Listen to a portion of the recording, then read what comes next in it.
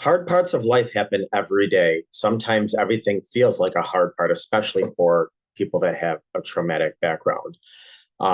Little things such as, being stuck in traffic, arguing with a partner, running late, it could be a dog growling, raising gas prices, certain smells, someone's tone of voice, an interaction. It could be watching the news. It could be the wars that are going on, COVID, if you're still dealing with any of the effects of that.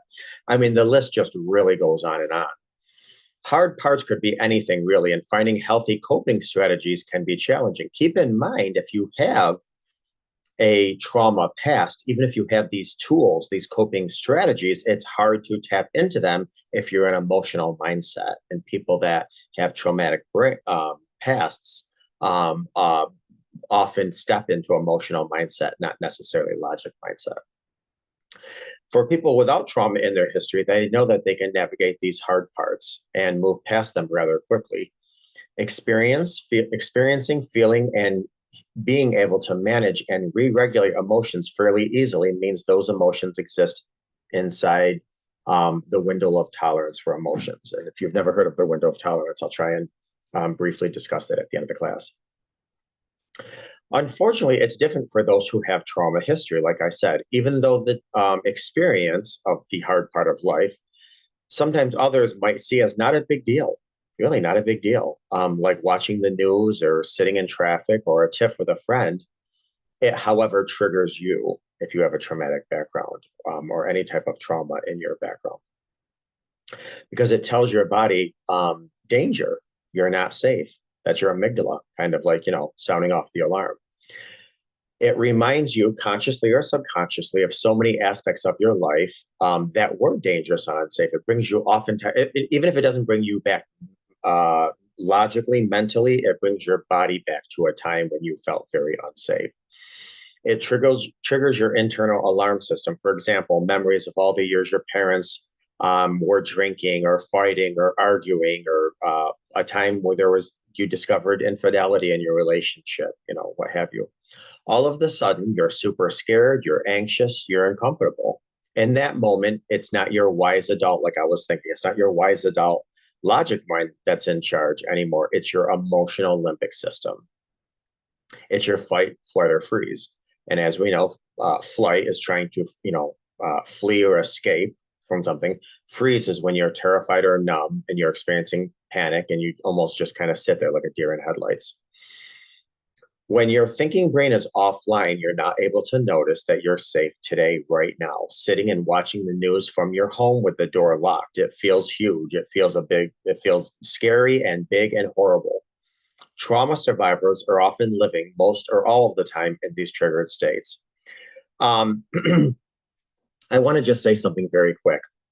Um, I have what's called misophonia. And if anybody is unfamiliar with misophonia, it's basically certain sounds that really dysregulate you. And so a lot of times at the dinner table, I absolutely need music in the background. I need to, I just, hearing forks scrape on a plate or people chewing and crunching. Um, Lord, do I got to tap into my tools? And I was telling my son, who's going to be 13 soon, I thought, you know what, I should tell him now because he understands why so many times I cringe when I hear certain things. And I told him what misophonia was and that I had it. And he said, well, Papa, I have that too then. And I said, well, tell me about it. And so he told me about it. And I said, well, because he told me he gets annoyed at certain sounds. And I said, well, here's the deal. The difference between somebody that has misophonia and doesn't is certain sounds can annoy you. Absolutely. Certain sounds can annoy you, but certain sounds impair me. And it's the same with trauma and people that don't have trauma. Certain things can annoy the crap out of you, sitting stuck in traffic or what have you. And then there's things that really dysregulate your nervous system and almost impair you. That's the difference with somebody with a trauma background and not.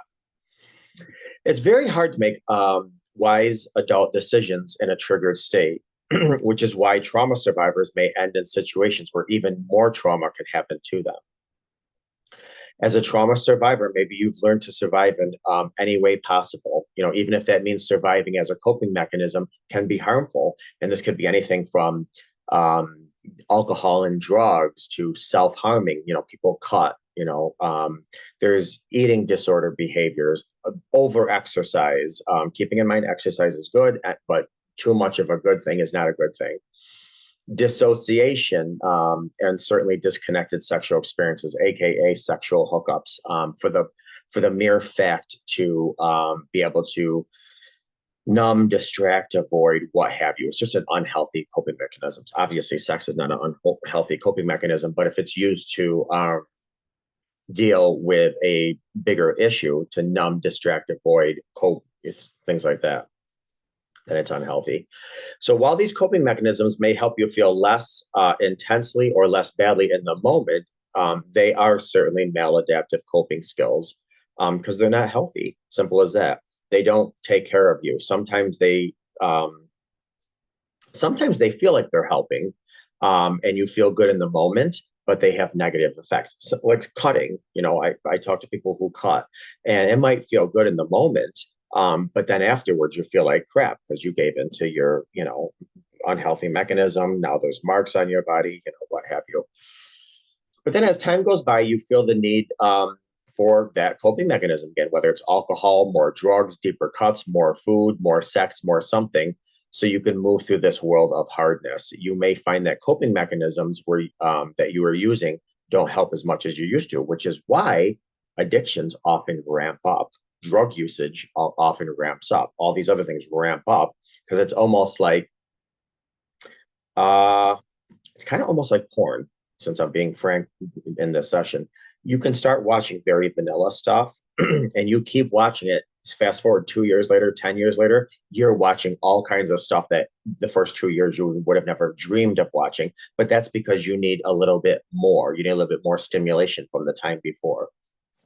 Same thing with drugs. You could do something today and then you keep doing it 10 years from now. You just need a bigger hit, which is why I'm totally off the subject now.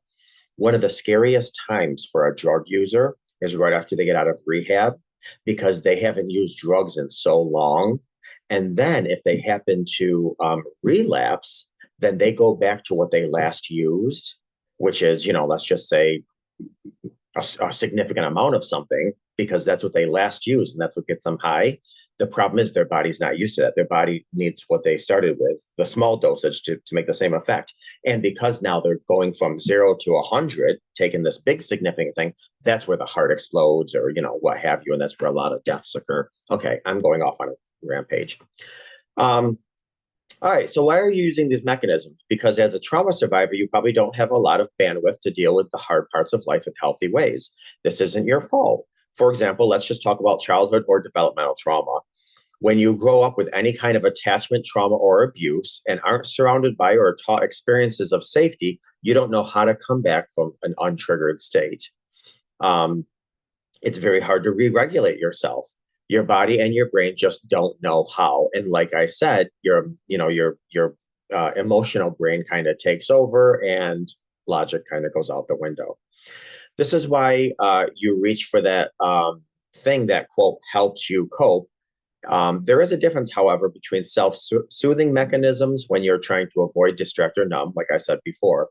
One of the ways to differentiate the difference between the proactive decision and a reaction. When you go to a coping mechanism, it is on your coping list. Is it on your coping list of self-care?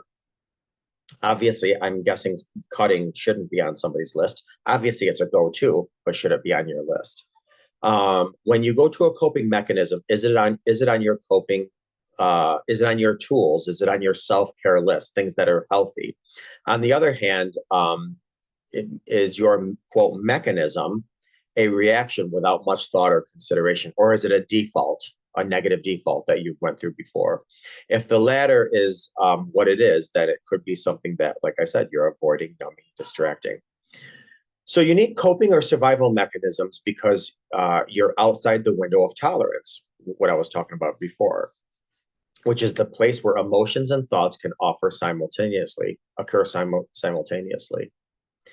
You are triggered into a body memory or a flashback, and you're scared, and it's the only way that you know how to get yourself out of those bad feelings or places. We go back into our default, you know. I mean, this is why so many times we continue the cycle of what we hear our parents do. Like if our parents would get mad and scream and throw things at another parent, if we don't be careful, we could do that. If our parent would get mad at the other parent and decide they're going to ignore them for 2 days, what do you think we're going to do the minute we argue with our partner? We're just going to, oh, that's what you do. So it's really imperative that we understand the unhealthy coping mechanisms and really try to turn them into healthier coping mechanisms. Um, Basically, so how do we stop these cycles? How do we end these? You know, this can be accomplished in a myriad ways, including, and, and there's so many ways to do introspection, self-reflection. But I'm just going to give you a couple of things. One of them is the stage and phase of safety and stabilization. This is working on building healthier coping behaviors to gain safety in the here and now, making a more safe and stabilized life today so that you can be in a place where your adult brain can make decisions.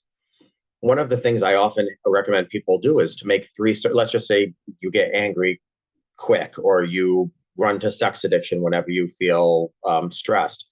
Make three circles, you know, and the one circle are all the things that, you know, I am completely fine with. I can walk in nature, I can read, I can go for a drive, whatever. These are the yellow zones, going down certain streets, talking to certain people. And then these are the red zones, watching certain shows, visiting certain places. And then you really want to make sure that you completely are never in the red zones. If you find yourself in the yellow zones, what are some tools to make you quickly get back into the green zone? Uh, Two, processing. Once you are grounded in safety and stabilization, it's time to work on understanding your past and how it hurt you and continue to reverberate into your adult life. Processing the past and moving toward current day healing and repair allows you to be able to feel those feelings, grieve, and realize that you're in a safe and present moment. So basically, you know, as we've heard countless times, you got to feel it to heal it. You really got to allow yourself to be lowered into the pit so you can fight off those demons in the pit so you can come out understanding how strong you really are. And in order to do that, you gotta go in there, even if it means doing it afraid.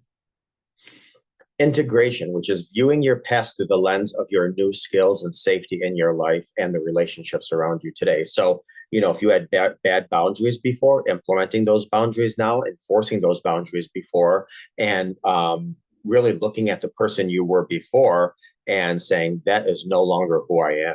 You know, as Maya Angelou says all the time, I did what I did then based on the tools and the information and the understanding I had. Now I have different understanding, different education, different knowledge, different tools. I'm going to do differently. Okay. Things that go hand in hand that will help you on your healing journey and that you will, sorry, my chair just went on, and that you will find that happen organically. Sobriety, and that's sobriety in many ways, whether it's sobriety in your anger, sobriety with drugs or alcohol or addictions, you know, what have you.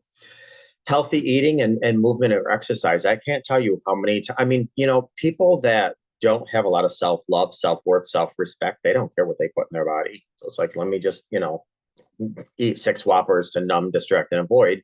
And then their body doesn't look the way that is appealing to them. And then that just gives them more reasons to hate themselves. And then they have more reasons to hate themselves. And so then they want to eat away their, you know, feelings. But you will start to see that you will repair broken relationships. And of course, this starts with our own. We're all broken people. Or should I say wounded, injured? Or as Pink says, we're not broken, just bent. We will learn self-compassion. It's very critical to learn self-compassion. Obviously, learning self-care. This is something that's vital keeping in mind, and I tell people all the time, self-care is not vanity, it is sanity. I probably have a good, and I'm serious, I probably have a good 2.5 hours every single day that I spread out where I do some type of self-care. I don't care if it's watching my guilty pleasure shows, going for a walk, getting on my treadmill, whatever. And my kids know Papa needs this time. And unless it's an emergency, I will have this time, because I can't pour from an empty cup. No one can. So you need to do what you need to do to fill your cup so you're able to freely pour others. I always say the Titanic saved no one when it floundered. So you have to make sure you are strong and robust and full in order to save, or help or do anything for anybody around you.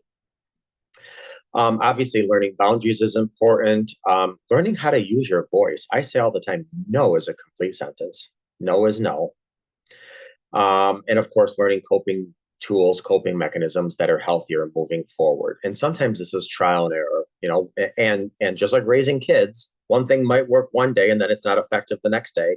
So it's trial and error. But do the hard parts of life get easier? Yes and no.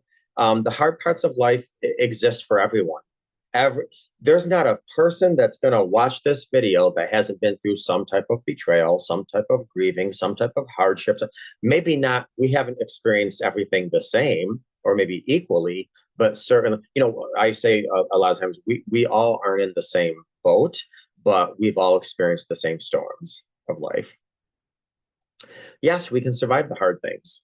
Absolutely. Not just survive, thrive. Some with trauma history can heal some of their trauma past, and others just simply learn how to empower themselves with more tools, to feel more self-assured, more in control. I always say, sometimes because we all have that part of our brain that likes to remind us, of everything we've been through. And hey, who doesn't like a little pity party once in a while? Sometimes I'll allow myself to take out the violin and play and have a little woe is me time.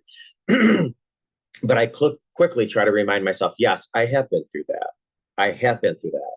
But I also have been through these blessings, I have, and then whatever blessings you have, I have decent health, or I have a decent neighbor, or I am a decent neighbor, or I have these kids, or I have a stable job. If you can't count your blessings, then you are not looking hard enough for them. Wherever you are on the spectrum, know that your hard work is and will pay off to some degree. Absolutely. And just by listening to this tells me that you believe you are worth it. However, it starts, not to sound like, a Michael Jackson 80s video, but it starts with the man in the mirror.